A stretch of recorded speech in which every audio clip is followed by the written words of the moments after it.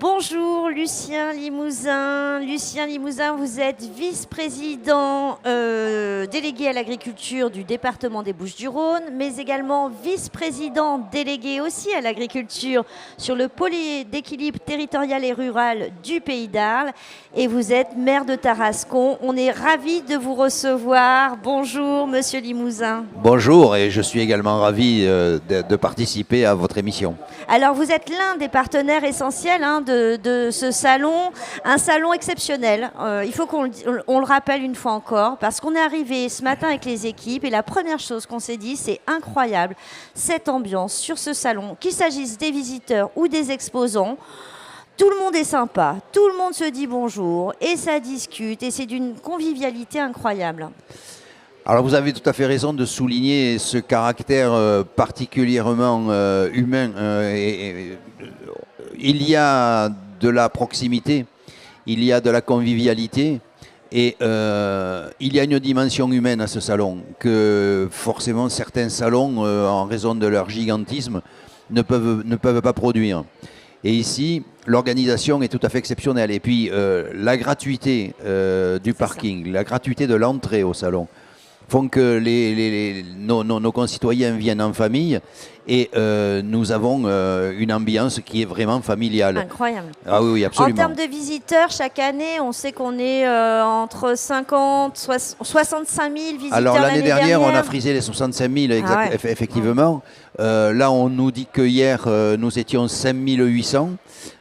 Donc on est bien parti pour que le chiffre des 60 000 visiteurs soit également atteint et voire dépassé au terme de ce salon. Mais nous avons effectivement un salon qui a pris une dimension énorme dans notre territoire. Alors on nous dit que ce serait le 3e salon en France. Moi, je pense que c'est le 2e.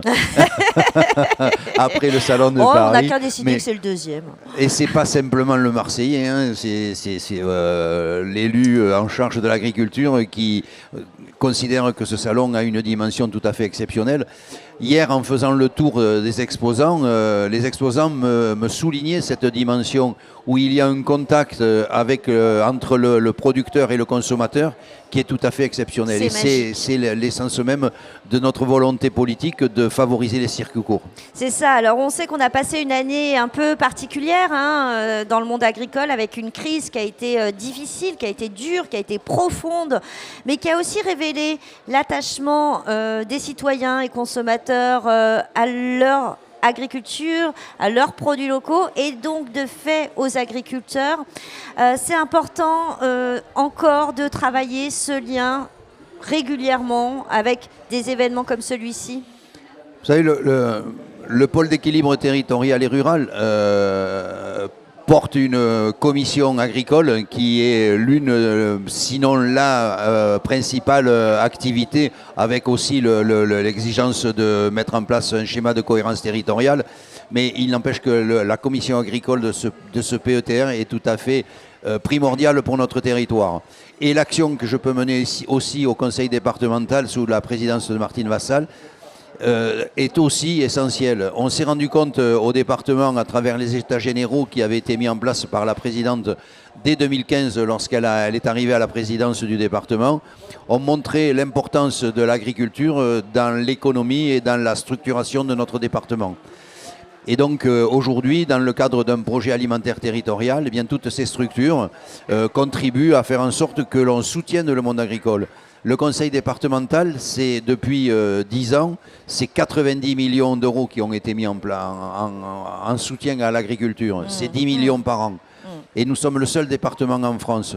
Le pôle d'équilibre territorial et rural aussi fait, comme je vous le disais, du soutien à l'agriculture sa priorité. Et donc nous sommes tous sur cette même longueur d'onde, la nécessité de soutenir notre agriculture. Et vous rappeliez la crise qu'on vient de traverser, qui, à mon sens, n'est quand même pas terminée. Non, pas tout à fait. Parce qu'on attend la loi d'orientation agricole est actuellement en discussion devant le Sénat, mais bon, je ne pense pas qu'elle apporte des solutions à tous les soucis qui sont au sein de notre agriculture. Et donc, mais il n'empêche que le conseil départemental, avec le pôle d'équilibre territorial et rural, faisons de l'agriculture un axe fort. Même si, notamment pour le conseil départemental, mais aussi pour le pôle d'équilibre territorial et rural, c'est une compétence tout à fait volontariste, qui n'est pas exigée, qui n'est pas contrainte par des dispositions législatives. Et c'est simplement la volonté politique qui fait que nous puissions intervenir pour soutenir le monde agricole de notre département. Et c'est quelque chose quand même qui est bien reconnu par toutes les organisations professionnelles du département. Très bien. Alors, vous avez, vous avez parlé du projet alimentaire territorial, peut-être revenir un peu dessus, parce que le projet alimentaire territorial, cultivons le bien manger en Provence, en Pays d'Arles, là aussi, on constate un dynamisme exemplaire avec une multitude d'actions, et notamment à destination des scolaires, des publics scolaires, mais aussi de ceux qui nourrissent nos enfants. Vous pouvez nous en dire 2 mots ? Oui, alors, nous, dans le cadre du projet alimentaire territorial, nous avons souhaité mettre l'accent justement sur les scolaires. Et là, on sait très bien que à travers les enfants, on peut atteindre aussi les parents.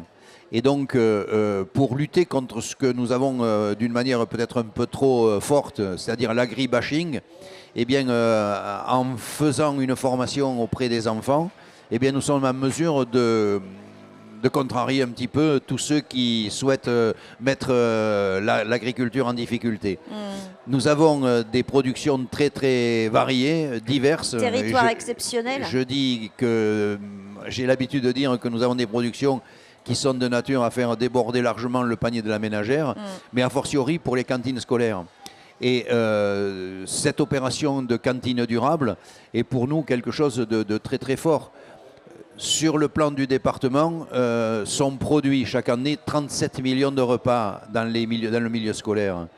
Nous avons une somme de 27 millions d'euros pour les denrées alimentaires, pour l'acquisition des denrées alimentaires. Et donc on se rend bien compte que c'est un poids économique très fort et que c'est un peu dommage qu'on ne puisse pas faire en sorte que tous ces chiffres, ces 37 millions de repas, 32 millions de repas, 27 millions d'euros, ne profitent pas au monde agricole local. Bien sûr. Et il y a aussi quelque chose qui est important, c'est que peut-être c'est consécutif aussi au Covid, c'est que la dimension du circuit court est redevenue quelque chose d'actualité.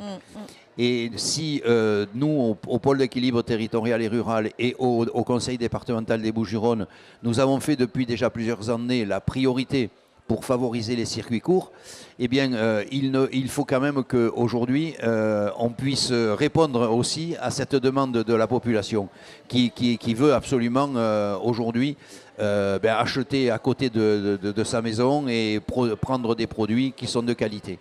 Donc des circuits courts à la fois pour les consommateurs, mais des circuits courts aussi dans les cantines pour remettre tous nos produits exceptionnels qui sont sous signe de qualité, on en a tellement sur le territoire, dans l'assiette de nos enfants. Mais oui, c'est l'importance aussi de notre mission, c'est de faire en sorte que nos enfants aient des repas qui soient sains, qui soient de qualité et qui puissent apporter l'équilibre alimentaire dont chacun a besoin, chaque individu a besoin. Et donc avec les enfants, pour les enfants, c'est quelque chose d'important. Aujourd'hui, hier on a eu on a lancé le défi de nos cantines durables avec 3 communes, Velot, Boulbon et Cabannes. 3 communes qui nous ont envoyé leurs chefs et qui ont fait des démonstrations de repas qu'ils peuvent produire avec en circuit court, avec des productions locales. Et puis, ça a été particulièrement apprécié. Et donc, aujourd'hui, nous comptons développer encore plus ce dispositif de cantine durable. Parce que, comme je le redis, c'est important de toucher les enfants et de faire leur formation dès le plus jeune âge. Donc là, on voit bien cette nécessité de travailler avec les cuisiniers, avec ceux qui préparent l'alimentation de nos enfants. Vous intervenez aussi dans le cadre du PAT, du projet alimentaire territorial, sur le maintien, l'aide au maintien aussi de nos agriculteurs. Vous agissez sur le foncier, vous réfléchissez sur les plateformes, parce qu'évidemment, du producteur aux consommateurs. consommateurs ou à la cantine, eh ben, il y a quand même des maillons nécessaires entre les deux et c'est pas toujours si simple. Donc, un projet alimentaire territorial, c'est un projet global, c'est ça, hein? Vous travaillez, vous réfléchissez sur l'ensemble de la filière. Mais nous travaillons sur l'ensemble des filières. Et des filières. Des filières, puisque nous avons dans les Bouches-du-Rhône et plus particulièrement dans le pays d'Arles des productions très très diverses. On a de l'élevage, on a des céréales, on a du maraîchage, on a de l'arboriculture. Donc on a le riz de Camargue qui est tout à fait exceptionnel. Là aussi, le riz de Camargue fait l'objet de critiques ces derniers temps. Mais si je m'en remets à la revue des 60 millions de consommateurs, dans l'éditorial je crois, du mois de février, il était dit par les 60 millions de consommateurs que le riz de Camargue était tout à fait exceptionnel et respectueux de l'environnement. Bien sûr. Donc voilà, nous avons besoin de mettre en évidence toutes ces productions.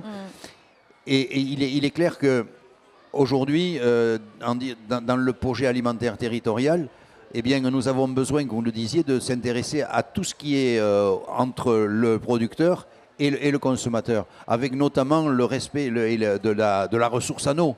Et oui, aussi. Parce que dans le cadre de la sécheresse que nous avons d'ailleurs vécue l'année dernière, eh bien, nous avions absolument besoin de faire en sorte que l'on préserve cette ressource en eau indispensable à notre production.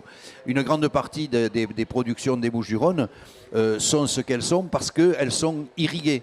Et qu'on a un réseau de canaux particulièrement important et qui nous permet d'avoir de l'eau.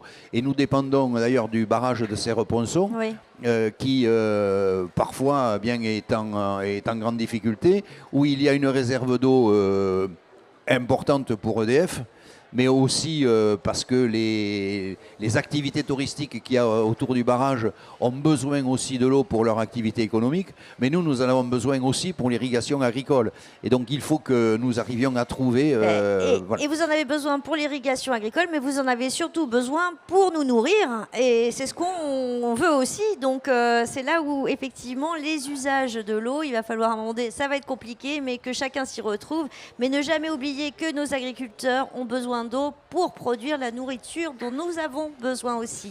Mais nous avons mis en place d'ailleurs dans le département, et le pôle d'équilibre territorial et rural le fait aussi, un plan de souveraineté alimentaire. Oui. Et je me réjouis de voir que le ministre de l'Agriculture est devenu aussi, bien après que le département des Bouches-du-Rhône ait mis en place un plan de souveraineté alimentaire, je m'aperçois, je suis très heureux de voir que le ministre de l'Agriculture est aussi ministre de la souveraineté alimentaire. Donc, si nous avons pu être un exemple, mais tant mieux. Mais vous l'êtes. Merci beaucoup, Monsieur Limousin. Je voulais juste quand même évoquer ce petit carnet exceptionnel, incroyable, qui va être distribué à tous les enfants chanceux du Pays d'Arles qui vont recevoir effectivement ce petit carnet de jeux et d'activités pour mieux connaître ce que tu manges. Merci beaucoup, je vous souhaite un excellent salon. Bravo encore pour cet événement qui est une fois de plus un événement tout à fait exceptionnel. Si vous n'avez jamais vécu un salon des agricultures de Provence, eh ben c'est ce week-end qu'il faut le faire.